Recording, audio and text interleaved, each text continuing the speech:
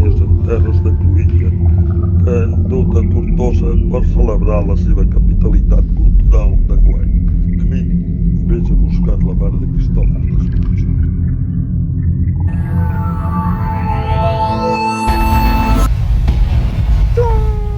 Benvinguda, Francesca. Moltes gràcies, senyor. Sí, qui se ho creu, això?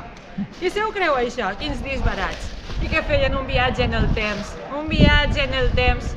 Encara que tots estos són persones estranyes que van vestides de manera estranya.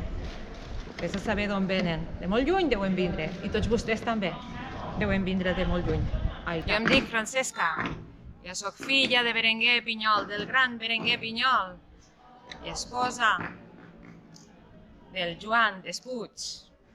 El meu fill, un gran escriptor, es va fer famós i s'ha fet famós gràcies a la seva gran obra, Els col·loquis de la insigne ciutat de Tortosa.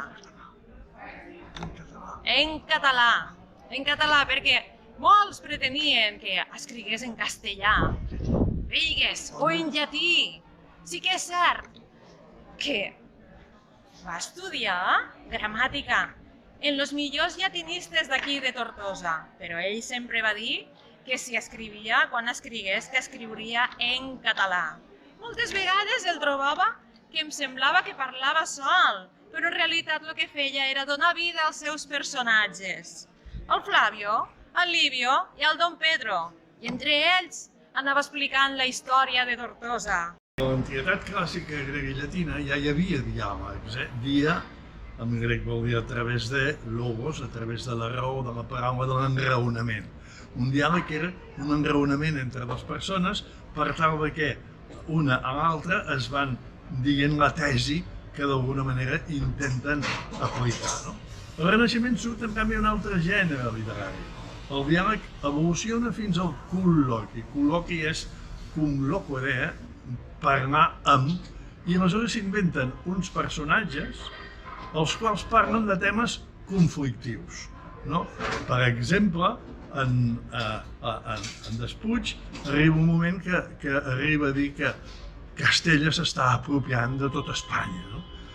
Que als catalans això no ens agradava, fixa't si la cosa ve de lluny. Aleshores aquests col·loquis permeten un poliperspectivisme, és a dir, el punt de vista de diverses persones que opinen sobre un fet. Per tant, no és tant el compromís de l'autor, que sempre va molt a la guai de que la Inquisició no li pugui dir res, i aleshores, com que permet que hi hagi personatges diferents, el que fa és inventar-se 3 personatges que són el representant de la noblesa tortosina, alguns diuen que és l'àlies de l'alter ego de l'autor, que aquest senyor li diu Livio, encara que alguns editors han dit Lucio. Després hi hauria el representant de la oligarquia tortosina, que seria el Fabio, i després hi hauria un passamolant, un senyor que ve de València i va a Barcelona, que és Don Pedro.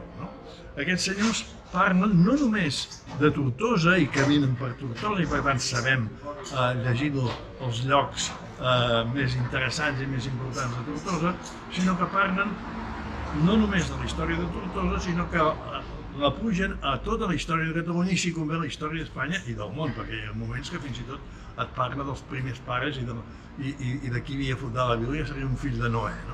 Aleshores, això permet que ningú es pugui posar com a una tesi que algú ha defensat, sinó que ha de ser el lector el que faci una síntesi sincrètica, si vols, de totes les opinions exposades.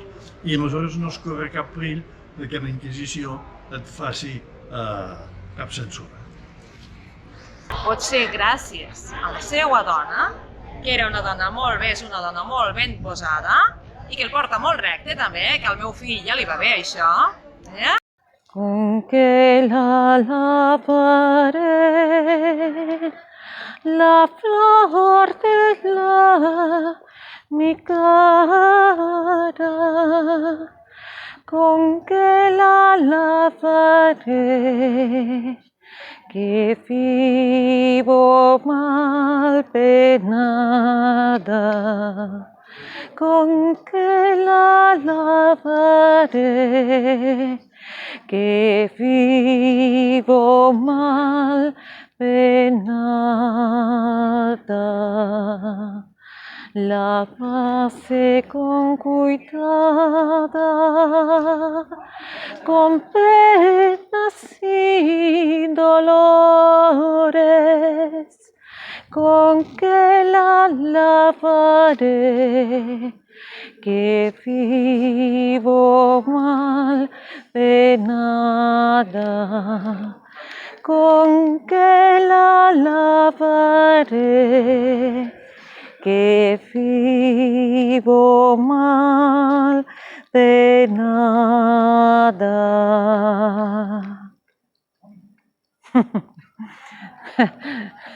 Este bastó, i que bé que em va, i que bé que em va. Gràcies, senyor Emili. La seva esposa, la meva nora, la Mariana Curto, és filla d'una de les famílies de juristes més importants d'aquí de Tortosa. Té molt de caràcter ella, i potser ha sigut el seu caràcter i la seva defensa sempre per la força de la dona de Tortosa que hi ha un capítol en el que es parla i de valent sobre la història de l'ordre de l'Atxa de la dona de Tortosa. Que per què portem l'Atxa de Tortosa, les dones d'aquí de Tortosa? La història se remunta a quan Ramon Berenguer IV, el gran Ramon Berenguer IV, comte de Barcelona i marquès de Tortosa, va conquerir la ciutat. Això va ser el desembre del 1148. Al cap de pocs mesos, el Ramon Berenguer IV estava conquerint Lleida. Es van portar els seus millors homes i va deixar Tortosa desprotegida, amb alguns soldats, 200 diuen, amb les dones, els xiquets, la gent gran. I va ser llavors quan Tortosa va ser assetjada pels sarraïns. Els homes, veient que no podien fer res per a lluitar contra els sarraïns, van decidir que sacrificarien a les seues dones, que cremarien tots els seus béns i sacrificarien els seus fills.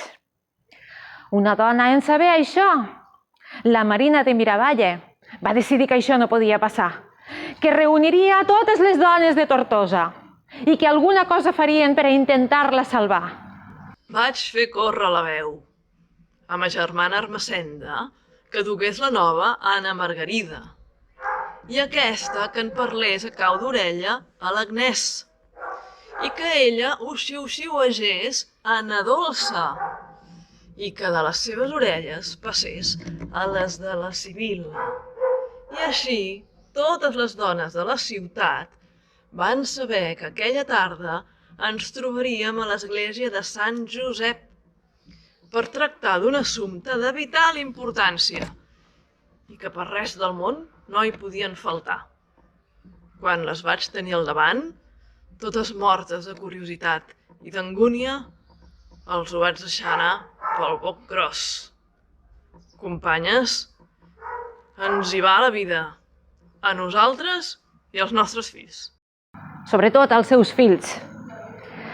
Les dones de Tortosa van decidir que es vestirien de soldats, que pujarien a les muralles i que per totes les muralles farien molt de soroll amb tot el que tinguessin a mans, fent creure als sarraïns que els bons homes, els soldats del Ramon Berenguer IV, havien tornat a Tortosa. I gràcies a això, els sarraïns van marxar i no van conquerir la ciutat.